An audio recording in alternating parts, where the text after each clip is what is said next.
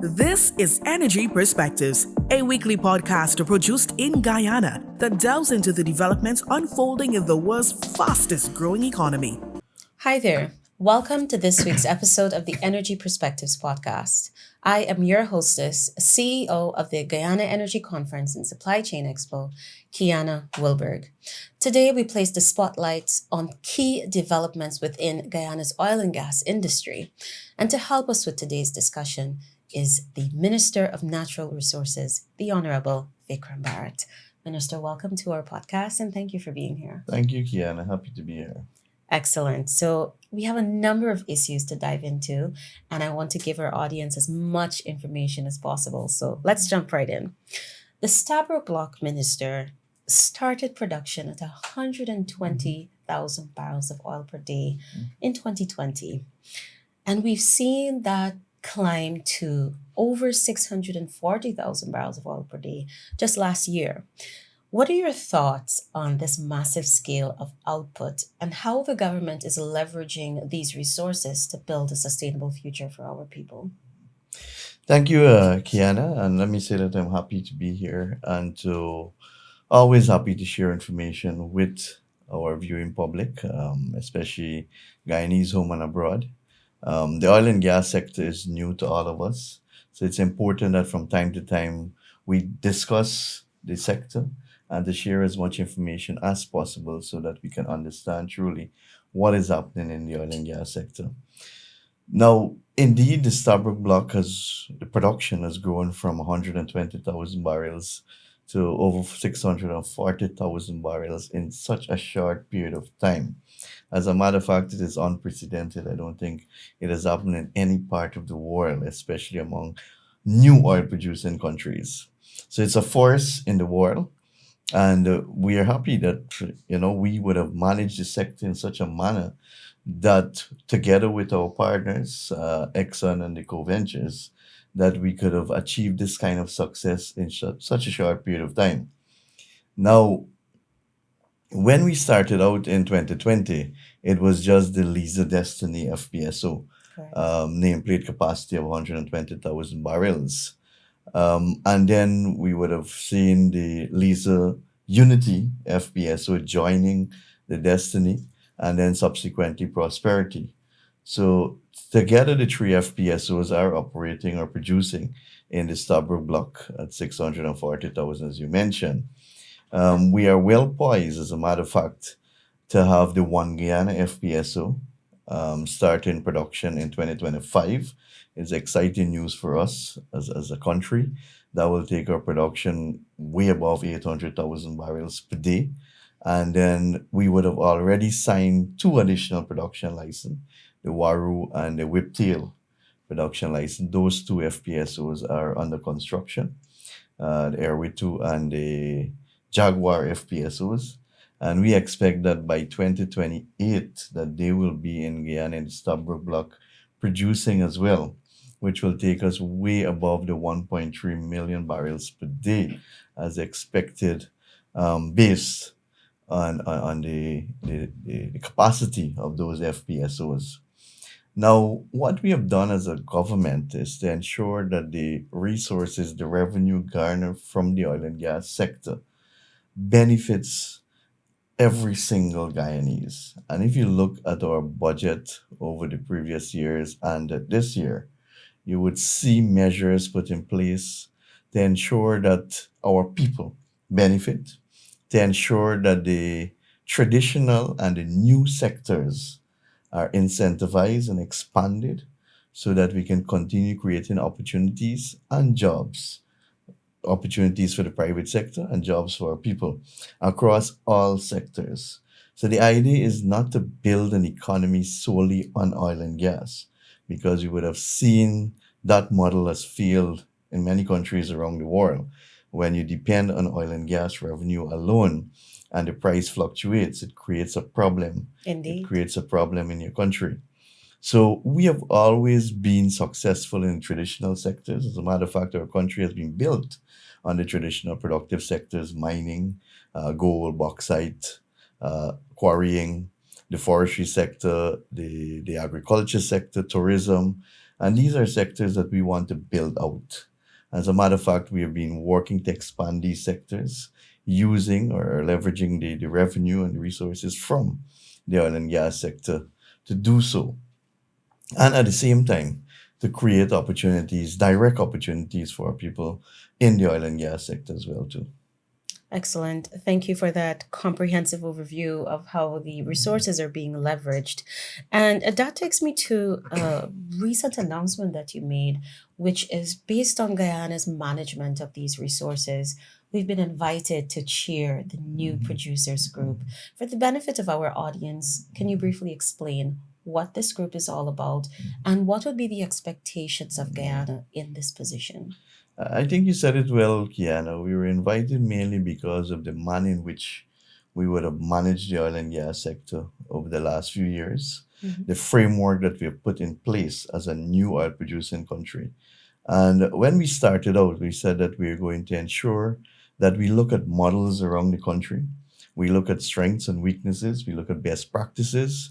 We weren't shy to ask for assistance from many countries, from Qatar, from Ghana, from Trinidad and Tobago. We would have been engaging these countries, Canada, the US, to look at best models.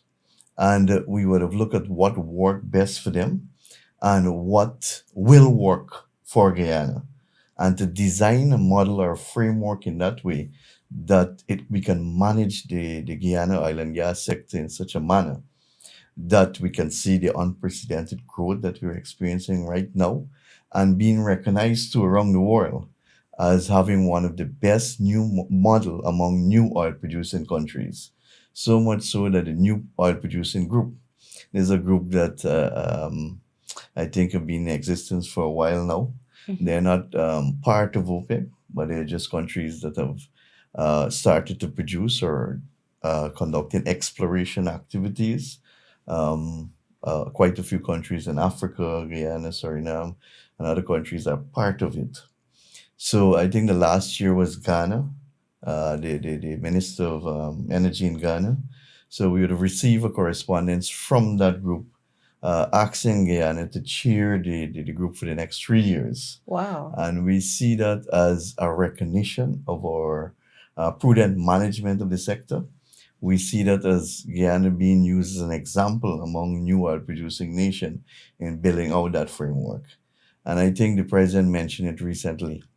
Norway, sorry, has always been used as a model uh, oil and gas country in terms of their management, in terms of their framework. However, it took Norway over 20 years to establish a sovereign wealth fund. True. We established a sovereign wealth fund as soon as we entered government. We ensured that we had a proper sovereign wealth fund or a natural resource fund as soon as we got into government. Maybe the country that established a sovereign wealth fund the fastest among oil producing countries. So it shows that definitely we have a model that works and it is being recognized worldwide. So, key lessons regarding our success with the management of the oil and gas sector. This is what we will be passing on to our peers, country peers, Definitely, rather. definitely. And to mention too, it's not the Sovereign Wealth Fund, it's not only the updated Petroleum Activities Act that we have in place, the new model PSAs that we have in place, but it's also the local content legislation. Among new oil producing countries, we took the Mhm. bold step as a small developing country, now being part of the oil producing nations around the world, to move to a local content legislation because many countries around the world stopped at a local content policy.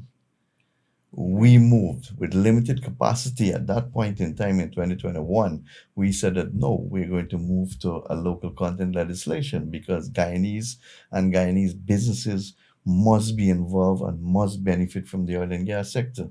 Because we have seen in many parts of the world that when these oil majors come to your country, they bring their suppliers and their partners with them and they build out their own ecosystem of the supply chain of producers, sorry, of suppliers to them. And the locals actually don't benefit Mhm. directly from the oil and gas sector. So we wanted to ensure at an early stage that we build that ecosystem with Guyanese businesses in partnership with foreign companies. And we have seen tremendous success to that. I want to touch on the local content aspect just for a few minutes. Recently, we had another important member of the stakeholder, the private sector group, and his name is Nicholas Boyer, by the way, who I know you're familiar with. And he shared that the law has been strategic in working for Guyanese and opening the doors. But what we've seen over the years is that there is capacity in country, there's drive, and Guyanese are ready to take on more. What is your response to such a message from Nick Boyer and other members of the private sector who are saying, hey, we're ready to take on more? And let me first of all commend the Guyana private sector for taking the bold uh, initiative and risk too of investing in the oil and gas sector, because the oil and gas sector is very capital intensive, and it requires a lot of investment from our local private sector. And what we have seen is that they're coming together in consortium, in partnership, in joint ventures. They're partnering with also foreign companies, which is something that we encourage. We have no issue with foreign companies partnering with local companies. Actually, that was part of the reason for the local content legislation being in place. But as you mentioned too, when we passed that bill in Parliament on the 29th of December 2021, at that time you could imagine that our capacity was a bit limited. Mm-hmm. That is why we had the 40 carve-outs, or the 40 areas with targets, Right. set targets in Schedule 1 of the legislation, because we were cognizant of the capacity at that point in time.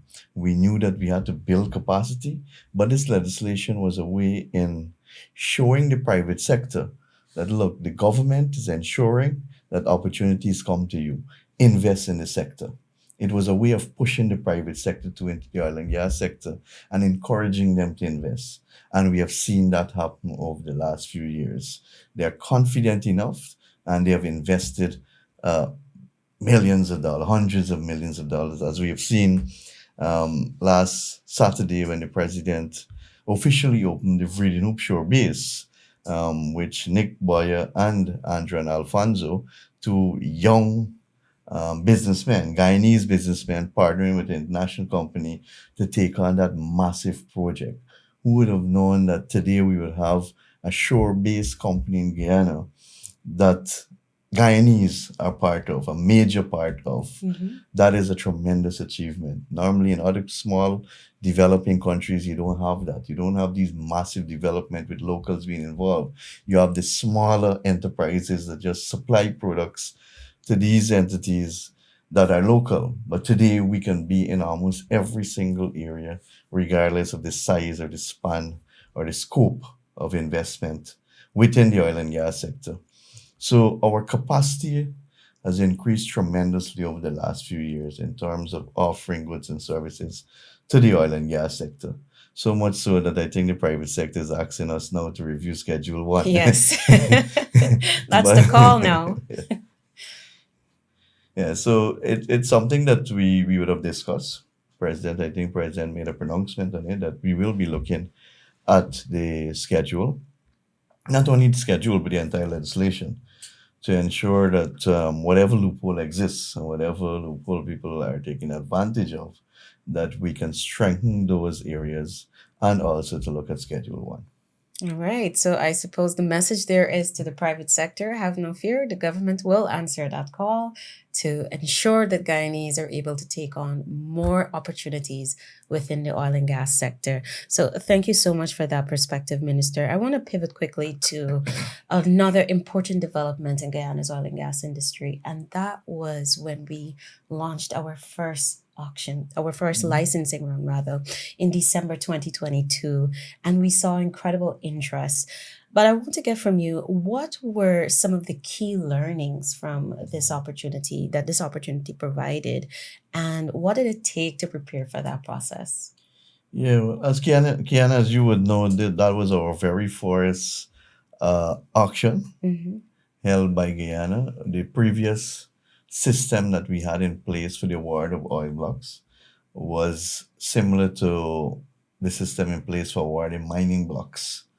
So it was force come, force serve basis. Mm-hmm. We decided that it shouldn't be that way. It should be a more transparent, fair process, and everyone should be given an opportunity to submit a bid or be a part of acquiring the process of acquiring a block. And that would have been changed in the new Petroleum Activities Act 2, where we say that there's only two ways in which a block can be awarded. One is by the bid round, an open bid round, an open process, and two by direct negotiations, which must be approved finally by cabinet and not only the minister responsible for petroleum. So there is enough coverage there to ensure that there's transparency in the award of blocks. So we took on this challenge as a new oil producing country, as I mentioned, something new to us. And we would have gotten help from a few of our partners that I mentioned that we usually engage with. And I want to thank those ministers and countries for supporting us during this period, especially I mentioned Qatar, I mentioned Ghana, even Suriname, Trinidad. We work together very closely. The US and Canada, of course, too. So it was a long road getting there. I'm happy that we could have had 14 blocks. I think it was three in the deep and 11 in the shallow waters. Um, Good for us. We had eight bids. When many countries are struggling to attract bids, I must say that too, because at the same time, I think there was a bid wrong in Suriname, and I think also there was a bid wrong in Norway, and I think Namibia also had blocks being offered at the same time.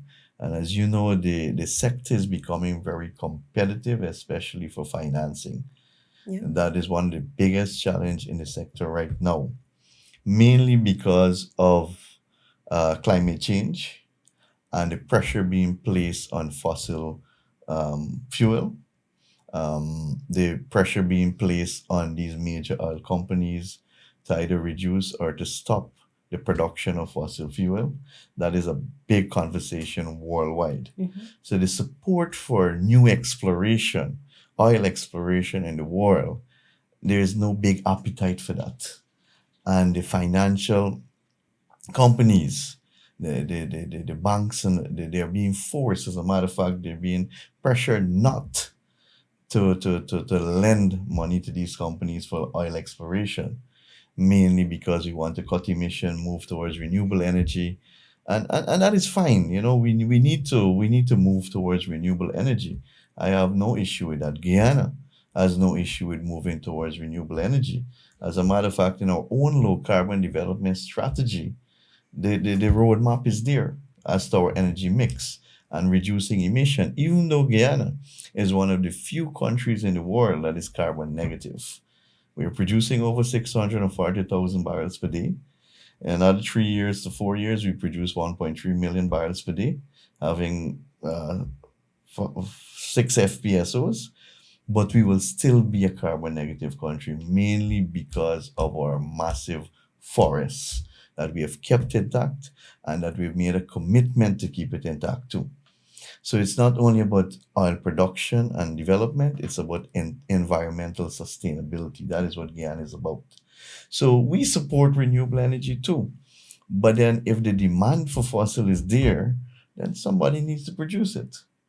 So what the approach should have been is to work on cutting demand, not cutting production. Because if you cut production, you create hardship for people who cannot afford energy.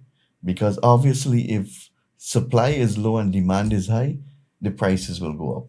and only the privileged would enjoy that. But the approach should have been to cut demand. And when you cut demand, automatically supply will have to be reduced because who will you sell to?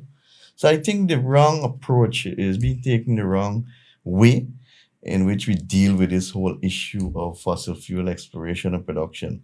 So it's very competitive to finance new exploration and production activity. That is why we were very happy that we attracted bids for 8 blocks.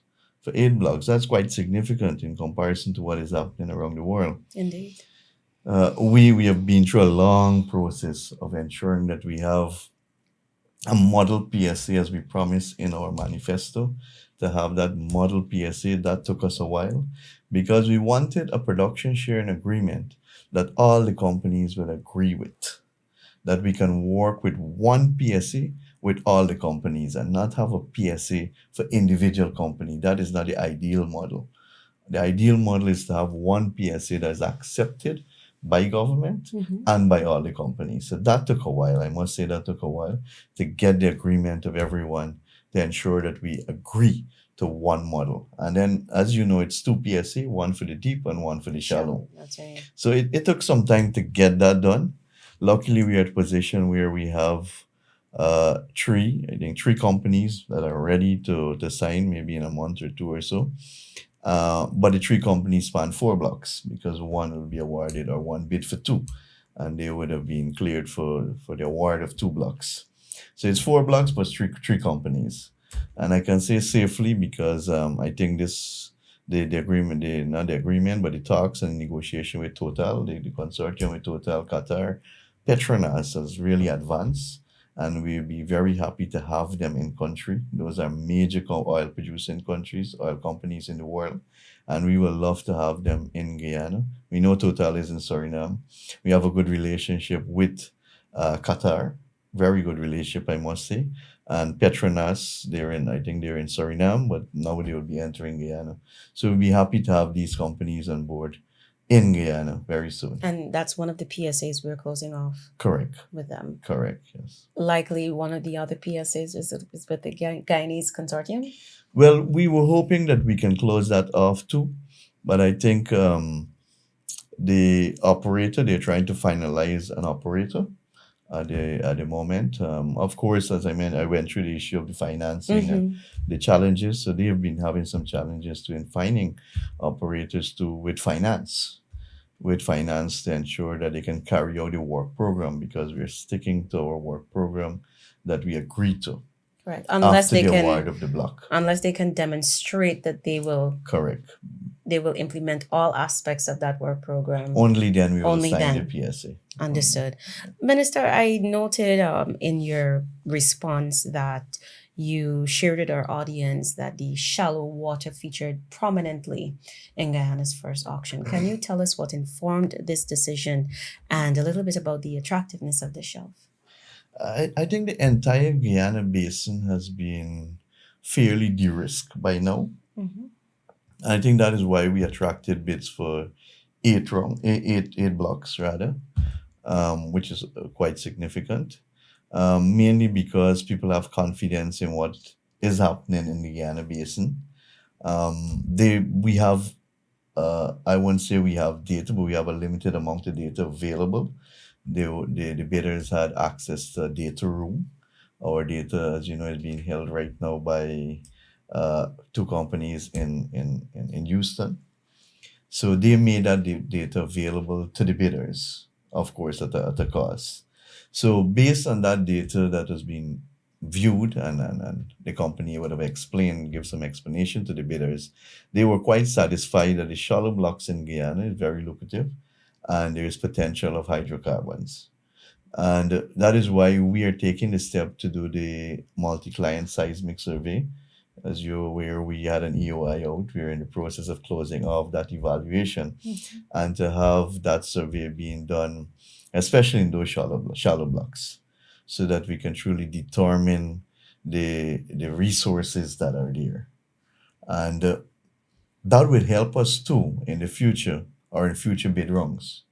Because once we have more data available, it means that it becomes more attractive. Because the last bid round that we went out to, there was limited data. The next bid round that we'll go to, hopefully, we will have that data available from the seismic survey that will be conducted maybe by the end of this year or so. So that now would be more informative for the bidders, and it would give them the kind of confidence that they need to say that yes, Guyana shallow basin is very lucrative. It looks positive. There are traces of hydrocarbon, and we think we can carry out exploration activities. But I believe all in all is because of the basin being de-risked and Guyana being one of the major hotspots around the world right now. I think Guyana, Namibia, Suriname to an extent too. These are some of the countries that are being looked at for new exploration activities across the world right now. Thank you, Minister. I know time is really running out on us, but I really have to get this question in. The Gas to Energy project is one of the hallmark projects of the PPP Civic Administration, your development agenda. Can you tell our audience, and specifically investors who are looking on, stakeholders, what this project truly means for the business community and the fact that it is actually our gateway to a downstream sector? What's your message to them? So when we started out in 2020, we realized that one of the major hindrance to development in our country and one of the biggest issue that we need to fix is power supply, the reliability of power supply, and the cost of it too. Because we are producing power at a very high cost, maybe one of the highest in this part of the world, and it's not reliable as it should be. So we started out by looking at a project that will address these issues, that will fix the problem. And for too long, Guyana has been exporting primary products. We have never moved towards downstream, as you mentioned. We have never moved to adding value to our products. Even in my sector, in the natural resources sector, we export logs, but we don't export wood products as much as we should. We export the raw bauxite ore, and we don't export alumina. We export our raw gold. We don't export refined gold. And this has really hindered us from truly benefiting from our resources. Because once you enter into value-added downstream processing, it creates direct job opportunities and it creates opportunities for expansion in the private sector as well too. So you really get the benefits from your products. And because of power generation, the cost of it has really been restrictive on the value-added sector. So the gas to energy project, we see it as the most transformational project that we will ever see in the history of our country. This is a project that will change our country and the lives of our people forever. That is how we view it. Because once you have cheaper power, it means that it will bring development. It will bring investment to your country. And that is the idea when we cited this project in the Wales area, where the Wales Sugar Estate used to be. Because there were desktop studies by the previous government to cite it at Vredenhoek, to cite it at Ogle, to cite it at Mycone, but then it was just for a power plant and an 8-inch pipeline.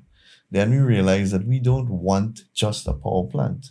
We want an NGL plant and we want an industrial manufacturing park built out around it so that Guyana can start building out its own manufacturing sector, because we don't manufacture much. We should. We should as a developing country. So that was the idea of taking it further inland, where there's land available, where you have access to the Demerara River as well too, and which, we were criticized by the opposition for increasing the cost of the project. But it was the vision and the long-term planning and strategy behind it. Because their project entailed an 8-inch pipeline. We brought in a 12-inch pipeline. We added an NGL plant. They had no NGL plant yet.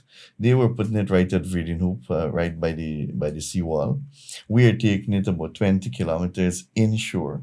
So all of that indeed will carry up the cost, but it will benefit us in the long run. It is thinking ahead. So we can have more gas, we can have some value added, some downstream activities, not only power generation. We're looking at possibly fertilizer, because we're agriculture nation too. But the important part of this project is the reduction in electricity, using our gas to provide electricity for our people at half of the price that they're paying now. You can imagine an ordinary Guyanese paying $10,000 now, that before the year out they would pay $5,000. That's increasing the disposable income for people. So this project, this single project, will reduce the cost of living and improve the standard of living for Guyanese. That is why I said it's a transformational project. And it will build out our manufacturing sector, because our private sector now, it will become competitive to invest in the manufacturing sector in Guyana. Because you ask any person who wants to invest in the manufacturing sector, the biggest cost is power. So now it will make Guyana a competitive destination for manufacturing. And that is what we want. Because when you manufacture your own products in country, one, you create jobs for your people. Two, you create opportunities for the private sector. Three, you increase the revenue for the government. Four, you save on foreign currency that you would otherwise use to import those products. And five, it is being produced here. So it becomes cheap on the local market. So there's so many benefits attached to this single project that we are committed as the People's Progressive Party civic government to ensure its timely completion so that the people of our country can benefit from it. Minister, you have certainly powered the Energy Perspectives podcast today with some really enlightening perspectives. So I want to thank you so much for your contributions. I'm sure that they have been invaluable to ensuring that our audience learns more about Guyana and what the outlook is going to be for our development trajectory. So thank you again, Minister, and thank you to our audience for tuning in. Be sure to follow us next week, same time, same place, as we bring you more perspectives from thought leaders here and around the world. Goodbye. Thank you for listening to the Guyana Energy Perspectives podcast. Listen to us on Spotify, Apple, or wherever you get your podcast.